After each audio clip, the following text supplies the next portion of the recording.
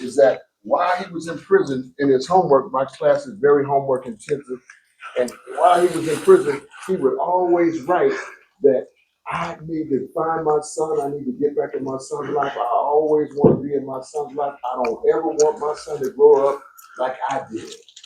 And you couldn't have known your dad was always talking about you, even when he was incarcerated. But I could testify to the fact that he was always talking about you, even while he was incarcerated. And he never let that out of his sight. And then there go his son right there. Give him a hand.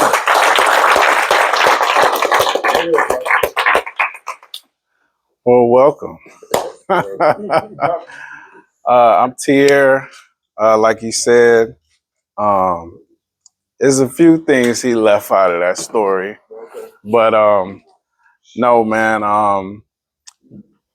I got when my son was 6 months, I got sentenced to 110 months. And I never, like he said, I didn't have a dad. And so anybody that's been down before, you know, we experience feelings of hopelessness, powerlessness. And, you know, it's one thing feeling like you failed your parents, but then to feel like you failed as a parent, that brought me to a real low place. And so I had to figure out a way how to deal with this pain that I had. Because when I came in, I was blaming everything on everybody else. It was everybody else's fault. Oh, even my victim. Why did he make me do that? My girlfriend, why didn't you put it on my books? That what? Look, you free. I'm in here. Don't act like I'm the only one that's had them conversations. Everybody. And I just spent so much time blaming everybody else for what I did. Truth of the matter was, I did it. I even got locked up and was still denying I did it. But I did it.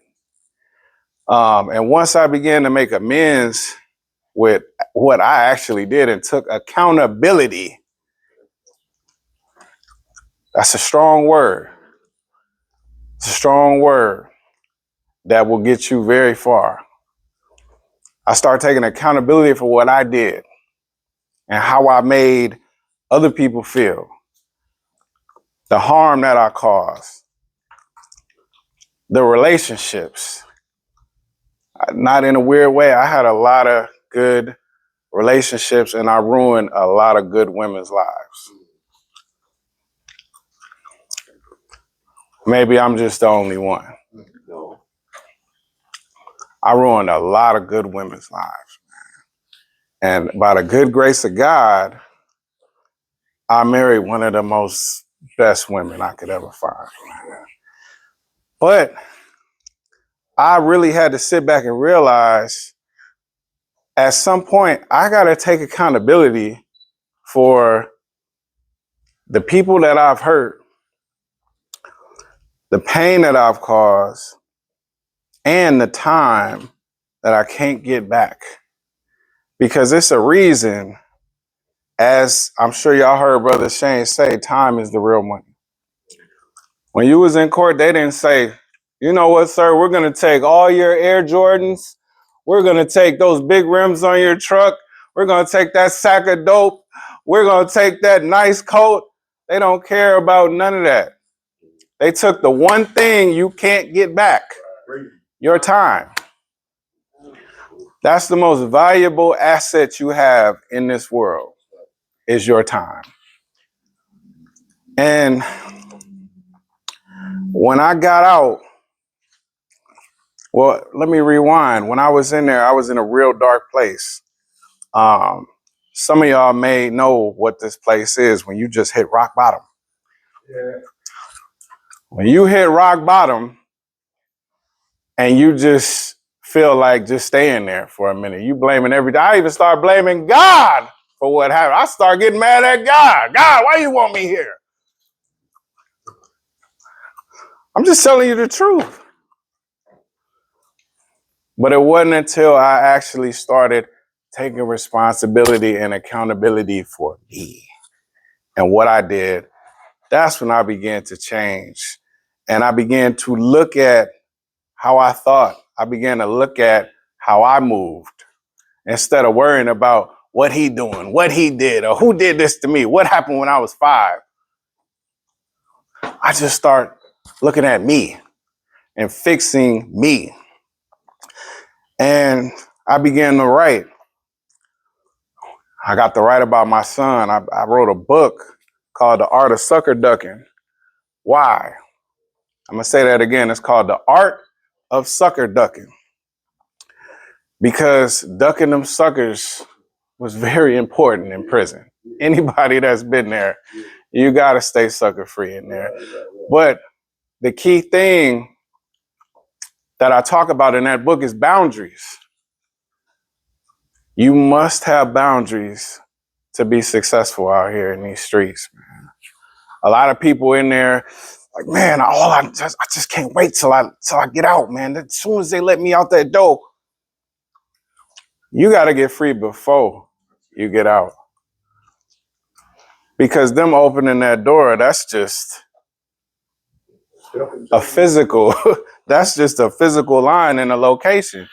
You got to get free in your mind, man. And how do we move different? How do we set these boundaries? You got to be selfish. You got to be selfish. What do I mean by that? Don't put your freedom in anybody else's hand. Your freedom is nobody else's responsibility. It's not your girls. It's not your parole officer. It's not nobody's responsibility but yours. At all. Don't be on the phone. Hey, don't talk to me like that. You know, if you say that, man, I'm gonna flip out, man. I'm gonna end up getting locked up. That's not their responsibility. It's yours. The one thing that helped me when I came home is I asked for help. I used to be the same person. Oh man, I don't need nothing from nobody. I did all this by myself. I don't need nothing from nobody. I did all this. Yeah, I did all that got me locked up too. I did all that by myself too. I'm also, I'm a big component of staying sober and drug free. I'm against anything that's going to send you back to prison. I looked at my rap sheet every time I got locked up. 2 things. I was always high and I was always with somebody else. Every time. I've never went to jail sober, ever. I was always under the influence and I was always with somebody else. So these type of things had to change, but it was also something that I'm like, okay, well, I was used to carrying weapons all the time. How do I do that? How do I just move around with no weapon? Because to me, that was as normal as having a cell phone in my pocket in the old life. But now I have to figure out how to move without it. And the last time I did that and left it at home, I almost got my head blew off. So there was a reason why I had it on me. But so now in this new life, what do? How do I move? Well, you got to move a little different. If you know that corner store you always go to, or that gas station you always go to, where you know it's popping at, where you know people up there getting clapped, or you know they up there, yeah, go to a different one. Go to a different one. Move around. If you got a certain homie at a certain house that you always go to, just go to a different house. And like he says, success is lonely. Being a leader is lonely. It's very lonely, but it's safe. It's very safe. And when you stop using drugs, it can get a little boring. But you got to find something to do with your time now that you're free, just like you did when you was locked up. Only now you got a blank canvas to put all positive things in, you know? Also, I'm going to talk about relationships. Some of us were in prison due to the type of relationships we had or affiliations that we had. When you improve the quality of your relationships, the quality of your life will change.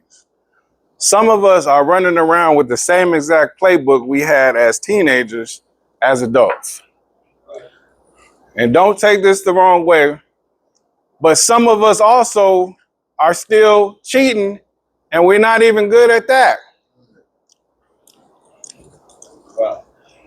I'm sorry. I'm sorry. But we got to know when we not good at something. I was a horrible cheater because I kept getting caught. I was a horrible criminal. I kept getting caught. I'm not good at this. I'm good at stuff, but not that. I'm not even good at having hair. You know, hey, come on, man. Come on, man. But it just got to a point where I'm like, okay, I'm not good at being a criminal. I'm not a good drug dealer. I'm not. Thought I was. I'm not a good dope boy. I'm not a good drug dealer. I'm not a good cheater. What am I still doing it for? Then I got to thinking, I still got talent though. And one thing power people taught me is to never let any talent or trauma go to waste, ever. When I got out, I was so worried about how am I going to talk about being locked up and, oh, I don't want them to know I was locked up. Now I get paid to talk about being locked up. You know, don't let any of your trauma or talent go to waste. Turn that into treasure because it's somebody, I guarantee you, that's coming behind you that's trying to figure it out. And there's power in whatever you went through, man, to get here, man. And the fact that y'all are here lets me know that y'all are serious about your life. Y'all could be anywhere right now. Y'all could be outside on a completely different type of time. I know that. But y'all choose to be here getting your life together, man. And the hardest thing you're going to do in life is the right thing, man. And it ain't no award for that. It ain't no award for that. The only reward that you get is freedom and peace of mind. When he talks about that good life, I used to fantasize about that good life. I used to be sitting up there watching the Travel Channel, looking at all these places all over the world, like, I can't wait to get out, man. I was so geeked. I was in the vacation, but I wasn't. I was in the cell. But when I got out, I got that passport and I start traveling. I start living. And so can you. I'm going to tell you, man, this life is definitely what you make it. And don't be afraid of stepping stones. Even with the job that they get you here, you don't got to be there forever. This is a stepping stone, man. When I got out, my homie pulled up on me in a Phantom Lamar, pulled up on me and just start counting all it. I'm making $7 an hour with dumpster juice all on my shirt, and I was sorting cans at a recycling place, and he pulled up, I'm just dripping. I'm just purple juice all over my shirt. A week home, and man, he pulled up in this nice ride and just started counting all this money, and I was like, But I couldn't do it. I couldn't do it because I made up my mind. I was never going to go back, ever go back. And I haven't. And I haven't went back, but now I work in prisons and I teach in prisons. I'm a minister now. Like I said, I'm a minister now. Yep. I'm a minister now. I'm an author. I'm a homeowner. I wear a lot of different labels and a lot of different tags.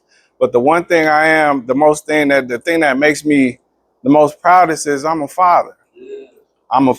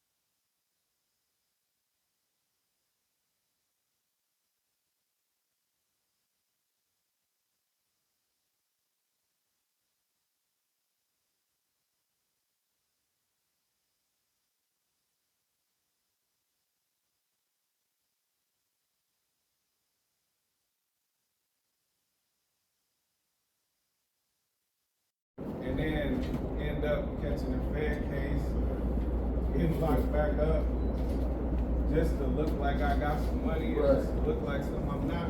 For people who don't care about me anyway. Right.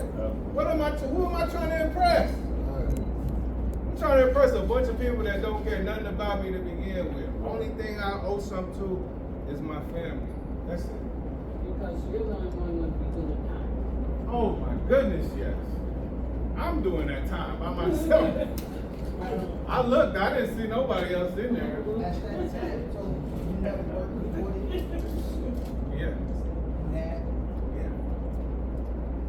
And it take more, a job isn't going to keep you out of prison. No. The reason why I asked that was the same thing that he has and whatever he was doing, he was saying. He was selling drugs. I know. I look though, right? I work, but I had a good job. I work. This the other day, since we was on there, just stereotyping, you feel me? I was thinking about somebody. the person was like, "Oh, you look like a apple." I just actually, I got that. I was expecting, but I work. I look like a Wonder motherfucker. tornado. I don't look like So is he coming? He didn't answer. I know with the drug dealer. So that's right. But other people do though. Yeah. Well, yeah, we ain't got no control over what other people think. And they gonna, you know, people gonna think whatever. You know what I'm saying? But again, do their opinions really matter? No, I was just asking. Oh yeah. In a weird way, yes and no. I wanted that car, and I wanted that money. I wanted that right now. But then I had to catch myself. I had to think about how I think. You gotta catch yourself, man. Because that 30 seconds of me just saying, all right, man, let me get in. Let me hop in the car with you. Let me put that in my pocket. Okay, got the phone. Okay, I'm back in. That 30 seconds could have costed me 30 more years. Just like that. Just because I'm trying to Fit in. so I can go leave him and go around y'all like, hey, what's up, man? I'm back on, dog. Then I got a Fed case about 2 months later. And all these people who I was trying to front for, guess where they at? It would take that long. Get up, go to work every morning. Come on, man. It ain't worth it. It really ain't worth it. I like your selfish kind of. When you said that, you said that you were selfish, I smiled. I just want to know if you knew the opposite end of why you said it. If I knew the opposite end of why I said I was selfish, Because see, most people think that selfish means that you're stingy or that you're this or that you're that. But most people who succeed like you have and done the things that you've done became selfish because they started tending to self and leaving other things alone. So you dig what I'm saying? It's like, that's what selfish means to me. I'm selfish. Why? Because I'm putting 100% concentration on myself. I gotta do for me before I can do for the next guy. Absolutely. and you know what, and that was great, what you just said. And what was so easy, the shift was, when I was in the game, I was selfish. Every relationship I was selfish. Like with all my relationships, I was always selfish, because it was all about me anyway. Right. So now I had to shift it to my freedom and the things that matter to me, the people that matter to me. But see, Instead the of person just, that mattered you, I mean to cut you off, but you said, what you did was, you first decided to make a decision to change you. yeah. That was the selfish part. Oh yeah. Then you worked on that, and you accomplished it, and then you did the things that you did. You went on and put forth your ministry, you did the thing that was necessary, and you went back and you got your son. Absolutely. And you lived your life. I mean, that is a beautiful thing. That's good. All the time. Yes, Because ma'am. you know what? We're all selfish. Well, We are all, hold on, we're all selfish. But it's where you put your selfishness is where your accomplishment is gonna come from. that's right. Yes. 100%. That's beautiful. That's good. Give him a hand, y'all. Give him a hand. Thank you, sir.